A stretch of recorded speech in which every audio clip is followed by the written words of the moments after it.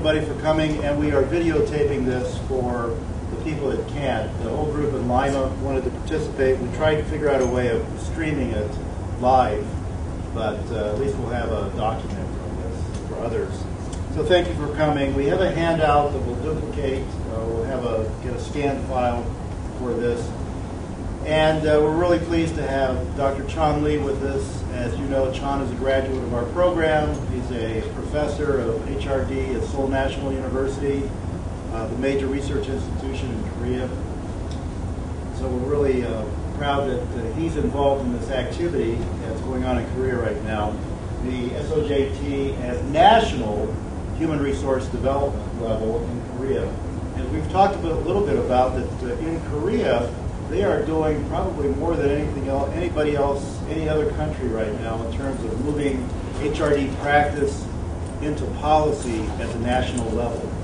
So this is just one of the examples, but it's obviously because it deals with S-OJT, it's something that we're very interested in and excited about. So please join me in welcoming Chan back to campus, and we look forward to your comments. Thank you. Thank you so much. Thanks everyone coming to the session. Today I'm going to talk about the structures on the job training as a national human resource development strategy in Korea. So to do so, I'm going to introduce a little bit overview of NHRD system in Korea. Then we will get in structures on the job training. I mean, as you know, the S-OJT, the DNA of S-OJT from Ohio State, but it's spread out to all over the world. Then not only the individual company in Korea case, at the national level, the Ministry of Employment and Labor, they decided to choose the structured on the job training as a major strategy at the national level to develop our own workforce. So that's what I'm going to introduce to you today. So NHRD system in Korea, then we will move on to the structured on the job training and Korean pilot program, and what are the best practices in S-OJT in Korea, such as a case from Samsung or Hyundai Motor Company, and we will talk about the implication. So because the unique part of S-OJT in Korea at the moment is we decided to implement that beyond the individual organization level, in other words, national HRD strategies. So I'm going to talk about a little bit about the history of NHRD in Korea. We call it lifelong learning. When I started my master program here at Ohio State, the name of the WD program was Workforce Education and Lifelong Learning. That was the name that I applied.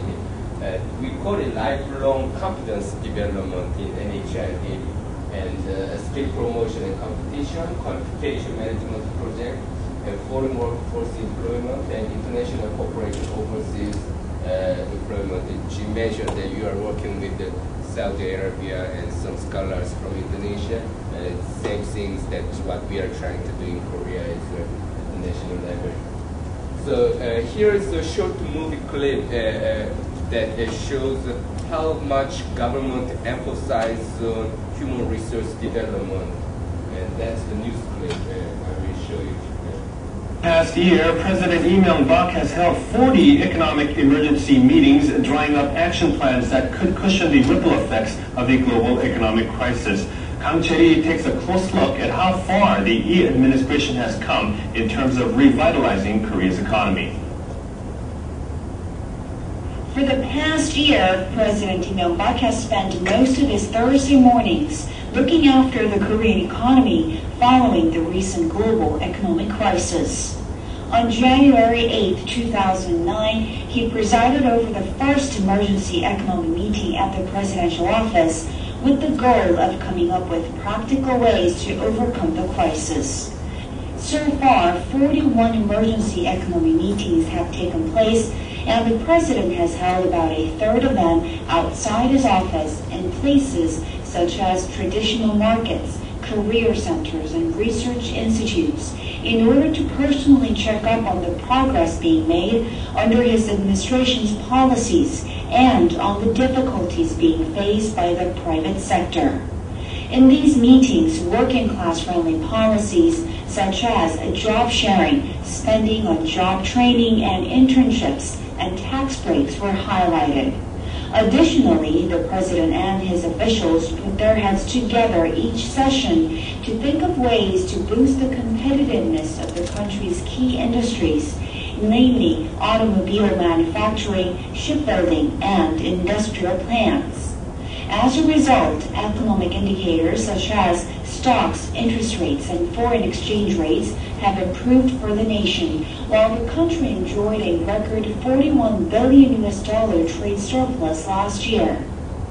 So when we face economic crisis, the government of Korea think that instead step back from human resource development, we thought that this is great opportunity to develop the job training programs. And that's how we decided to move on to the NHRD strategy. And here's a lifelong competence development programs. There are a couple of scopes. The number one is, I will show you later the percentage, but 99% of Korean companies are small, medium-sized companies. Companies like Samsung, LG, they do not need support from government. The companies that they need support from government in terms of human resource development is those small, medium-sized enterprise, what we call SMEs. So we decided to support the community of practice in SMEs and training SMEs.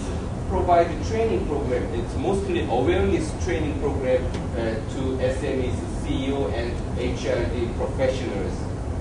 And the other one is we had best HRD award system, so that once they got certified as a best HRD SMEs, it goes 3 years and they will get more subsidized training program because they certified it.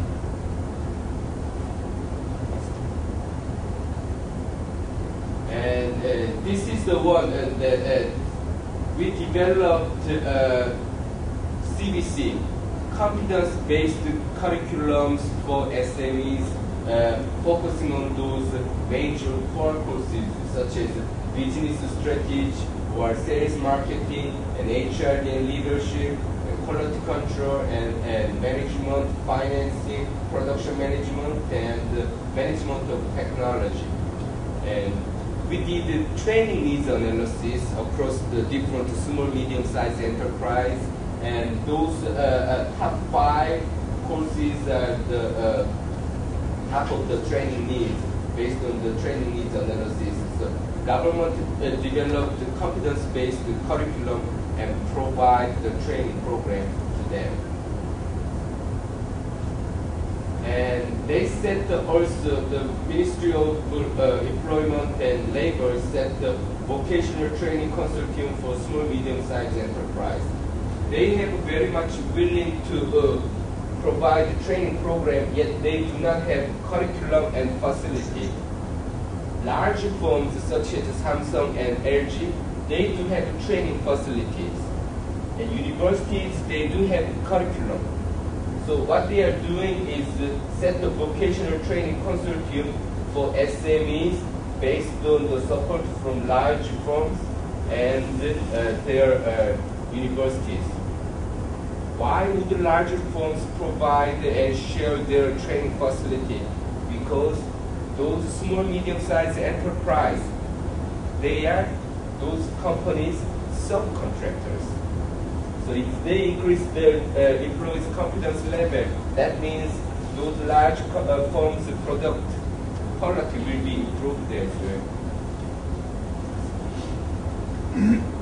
And also education and training loan for SME employees. If they want to go to the community college or 4-year universities, then there is a loan, special loan program with a very low interest rate is offered to the insured employees.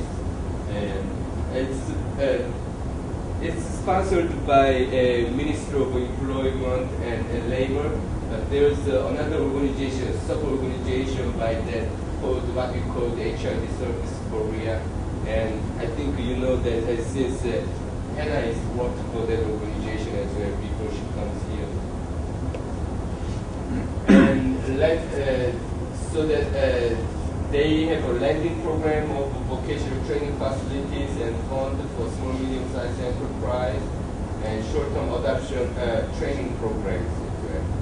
And we do have a special program for the minority group, such as female workforce, senior citizens, older workers, and those people. And recently, they opened the broadcast to introduce the National Human Resource Development Strategy as well as recruiting in small, medium-sized enterprise. So this is the website of that broadcast. And they do have Korea Masters Exhibition, contest and public collections in human resource development. And they do awards. They do have awards program for those people. The problem in Korea, 83% of high school graduates go to university.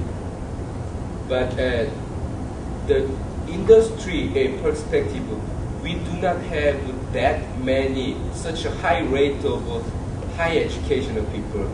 We also do need line workers as well, production line workers as well. But most people want to go college, and they actually do. 83% of high school graduates go to university. So we have such a high quality of workforce, but some of them are unemployed because of the supply and demand does not match. So in the factory production line, we needed to import our workforce from other countries. And why we have unemployment college graduate people. So to change their mind perception about the industry workers, the government provides such an award system.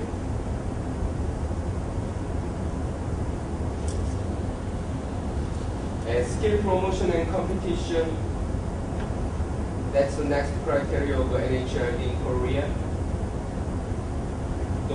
There is domestic skill competition and world skills competition, and I will show you a little movie clip related to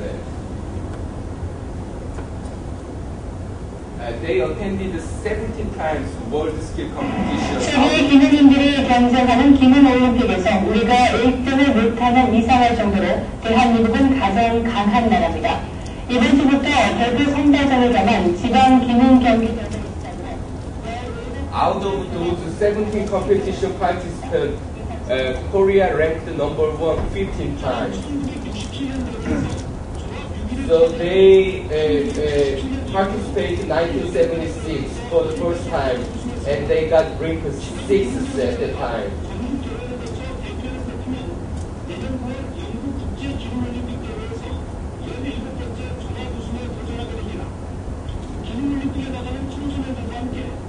So those people who are getting trained to go to world competition.